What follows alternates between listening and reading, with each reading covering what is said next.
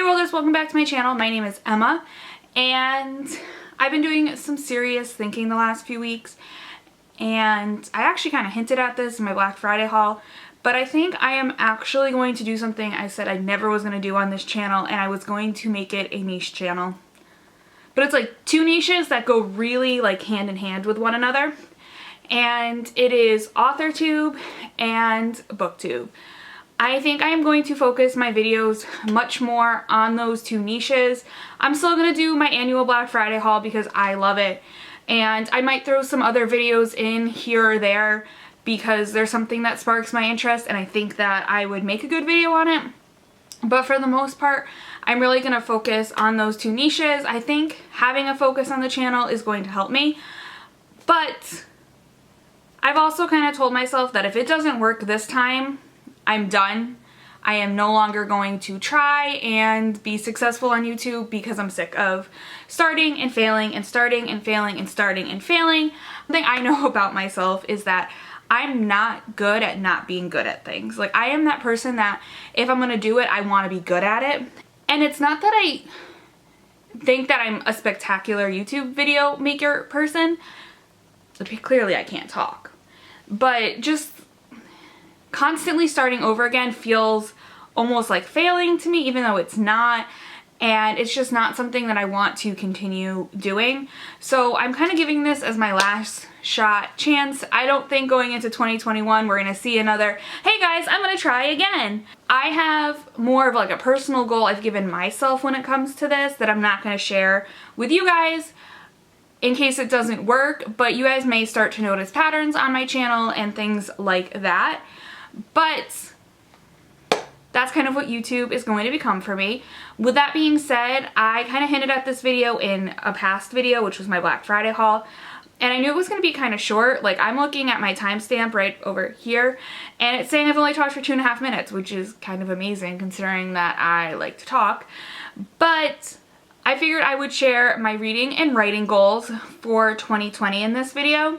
I'm filming this on the 30th. I meant to plan it over the weekend, so you guys probably haven't seen, there are 2 other videos for end of the year wrap-ups that are coming up, are my favorite books of the year and the reading YouTube survey video that a lot of YouTubers do, or booktubers do. Those are coming up. I'm actually filming them after this video, but I don't know why I shared that, I just did.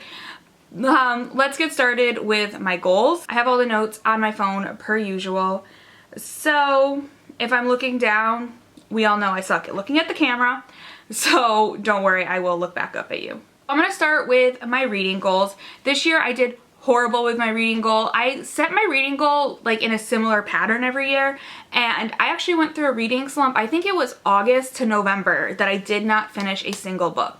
Nothing appealed to me. I didn't want to read really anything, and then I finally actually like made myself get back into the routine of reading, and I was able to finish, I think 4 books, 3 new books, 1 reread after that. But I'm not going to lower my reading goal because of the reading slump I had this year. I am just going to keep moving with the pattern, which for me, my pattern is I always take the last 2 numbers in the year. Last year my goal was to read 19 books. This year my goal is to read 20 books. I am not going to give myself any like author goals or genre goals, or I think last year I may have even put a goal out there that I wanted to take part in readathons. I'm not going to really set any of those because I want to love reading again, which I did kind of lose this year, so I'm going to not set goals when it comes to that. But I am telling myself that every month that I finish 3 books, I will set a budget for myself in between Amazon and Book Outlet and Barnes & Noble. I will buy as many books as I can within that budget. I actually did this at the beginning of 2019 and I really liked it. I actually was able to get some good books with that rule.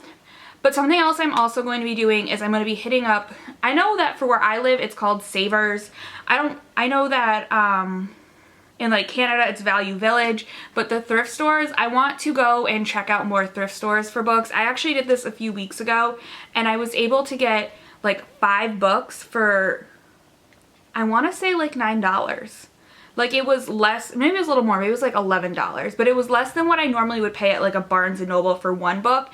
And I don't want to only buy books from thrift stores because I want to make sure that the authors who write books are getting royalties for it.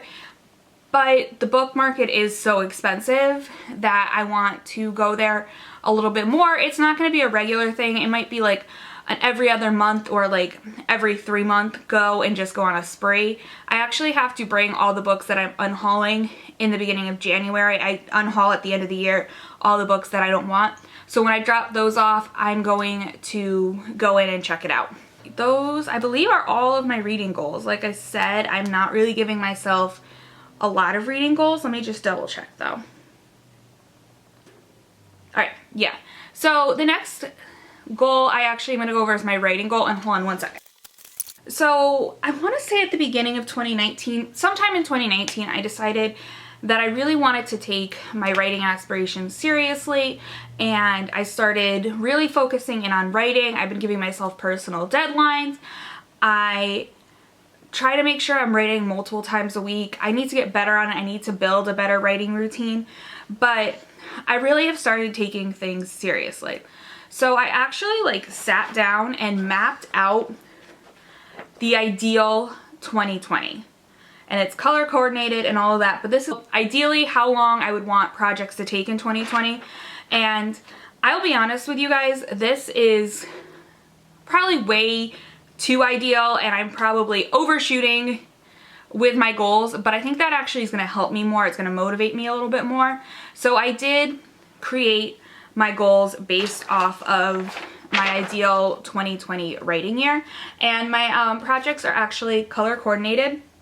The projects I am currently working on, which when you guys are watching this, fingers crossed the first draft will be done. I actually gave myself a first draft deadline of 11:59 last night, if you're watching this when it came out, so December 31st, 2019 if you're not.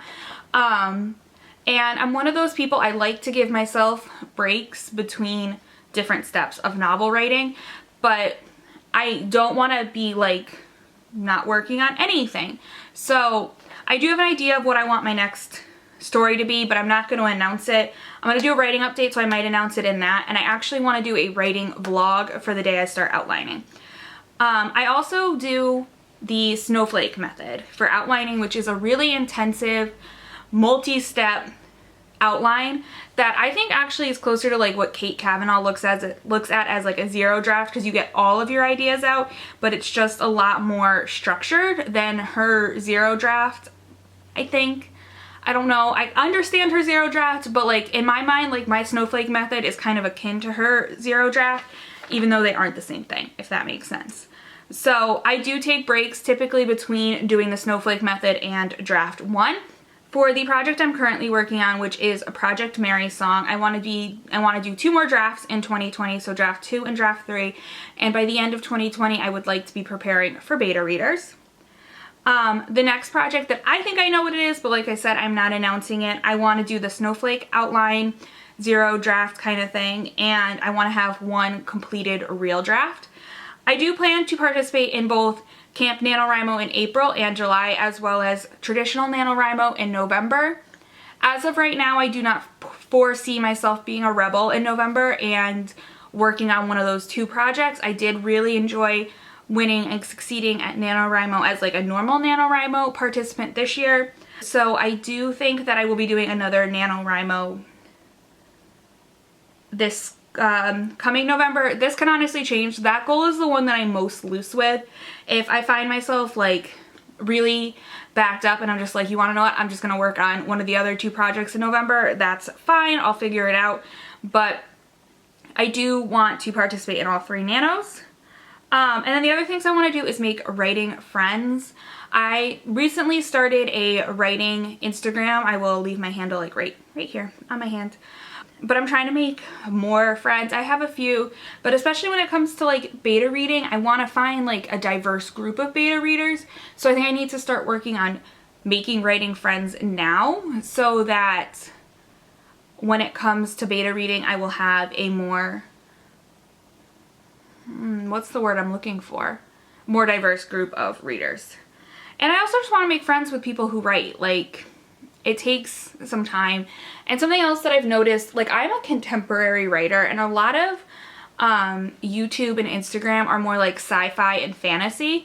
So as much as I would love to beta read for people, that is not something that I read or write, and I have a very hard time wrapping my mind around those kind of things.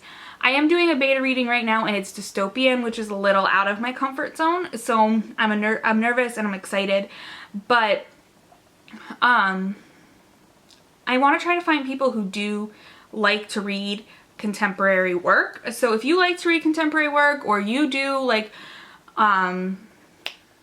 whether you do contemporary or not, like if you do AuthorTube, like leave it, or BookTube, if you do anything, leave it down in the comments so I can follow you guys and maybe we can become writer friends. I really think that would be fun. The last thing I want to do this year though is track my writing habits. So I actually started on Google Docs in December after NaNoWriMo ended this year, a spreadsheet that has all of the dates, and then I just kept track of the time I spent and the words I spent. I do think I want to enter like another column just that I can track when I'm doing more of like rereads or edits that might not be words per minute, but I haven't quite figured that out. But I do want to track my reading and writing habits a little bit more. One, I think when it comes to setting my own goals in April and July for Camp NaNoWriMo, it will be easier, but I'm also kind of just in a nerdy way interested to see what my writing habits are. So I'm definitely going to be doing that this year. But yeah, I think that is actually all of my goals when it comes to reading and writing this year, as well as a little bit of YouTube mixed in there. Like I said, if you watch this whole video and you want to become YouTube friends, leave a comment down below and I'll check out your channel. And yeah, I hope you guys have a very happy new year. Welcome to 2020, and I will see you in my next video. Bye, Worlders. Hey Worlders, welcome back to my channel. Where's my phone? I know about my... Oh no, I'm in the wrong notes.